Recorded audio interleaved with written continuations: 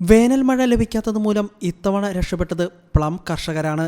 കാന്തല്ലൂരിലെ plum കൃഷിക്ക് മെച്ചപ്പെട്ട വിളവാണ് വേനൽ മഴ ലഭിക്കാത്തത് മൂലം ഇത്തവണ ലഭിച്ചത്. ഫാം ടൂറിസവുമായി ബന്ധപ്പെട്ട് നിൽക്കുന്ന വിപണിയായതിനാൽ മോശമല്ലാത്ത വിലയും കർഷകർക്ക് ലഭിക്കുന്നുണ്ട്. ഗുഹനാഥപുരം, പെരുമല, പുത്തൂർ, കീഴാന്തൂർ ഗ്രാമങ്ങളിലാണ് പ്ലം കൃഷി കൂടുതലായി ഉള്ളത്. പൂവിടുന്ന സമയത്ത് മഴ പെയ്താൽ വിളവ് കുറയും. ഇത്തവണ വേനൽ മഴ പെയ്തില്ല. ആവശ്യത്തിന് തണുപ്പുമുണ്ടായിരുന്നു. അതുകൊണ്ട് ഗുണം കിട്ടിയത് പ്ലം കൃഷിക്കാണ്. പൂവെല്ലാം കായായി. മുൻ വർഷങ്ങളെക്കാൾ കൂടുതൽ വിളവ് കിട്ടി. സാധാരണ മെയ് തുടങ്ങുമ്പോഴാണ് പ്ലം പാകമാകുന്നത്. ഇത്തവണ ജൂൺ ആദ്യമാണ് വിളവെടുപ്പ് തുടങ്ങിയത്.